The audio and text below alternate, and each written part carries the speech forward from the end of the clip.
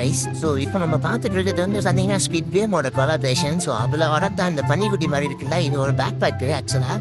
So அடுத்து இருக்கிறது வந்து ஒரு க்ளோவால் இந்த மாதிரி பார்த்துக்கோங்க மாதிரி திட்டி இருக்கு. இதெல்லாம் எந்த ஈவெண்ட்ல வரப்போகுதுன்னே சொல்ல முடியல. பார்க்கறதுக்கே வித்தியாசமா இருக்குது, கனக்குறமா இருக்குது. அதுவும் ரைஸ் இது ஒரு க்ளோ வந்து. ஸோ அடுத்து வந்து பார்த்தீங்கன்னா ஒரு லூட் பாக்ஸ் கொடுத்துருவாங்க. பார்க்கறதுக்கு கிஃப்ட் பாக்ஸ் மாதிரியே இருக்கு, அப்படியே லைட்டாக பார்க்க சவப்பட்டி மாதிரியே இருக்கு. இதுவும் எந்த ஈவெண்ட்ல வந்து தெரியல. ஸோ அடுத்து வந்து பார்த்தீங்கன்னா இந்த முக்கோண தலையை அவாய்ட்ரே. அடுத்து ஒரு சிறப்பான பேனரு. அதுக்கடுத்து இந்த மெயினாக இந்த ஈவெண்ட்டோட மெயின் பண்டில் பார்த்துக்கோங்க ரைஸ், இதுதான் அந்த பண்டில். ஸோ இந்த பண்டில் பார்க்கறதுக்கு அப்படியே பார்த்தீங்கன்னா நம்ம மணி ஐஸ்ட் பண்டில் மாதிரியே இருக்கும். மாஸ்க் மட்டும் அந்த இதில் போட்டால் அப்படியே இது மணி ஐஸ்ட் பண்டில் கலரை மட்டும் லைட்டாக ஃபேட் பண்ணி விட்டு மாற்றி விட்டுறானுங்க. ஆனால் வேலை பார்க்குறீங்களாடி, நல்லா வேலை பார்க்குறீங்களா.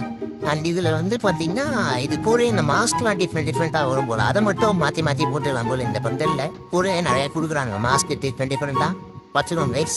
எனக்கு தெரிஞ்சு இந்த பண்டலுக்கு எப்படியும் ஒரு 3000 டைமண்ட் 4000 டைமண்ட் புரியும் தான் கொடுப்பாளுங்கன்னு நினைக்கிறேன். ஏன்னா இது இந்த ஈவெண்ட்டோட மெயின் பண்டல்ன்ற ரீசன்னால அந்த அளவுக்குலாம் இந்த பண்டல் ஒர்த்து இல்லை ரைஸ். நிஜமாவே அப்படியே மணி ஐஸ்ட் மாதிரி தான் இருக்கு, பெருசாக ஒன்றும் டிஃப்ரென்ஸ் கிடையாது. இதில் ஒரு வேலை ஸ்குவிட் கேம் பார்க்குறவங்க ஆனால் இது எடுக்க சான்ஸ் இருக்கு நிறையா.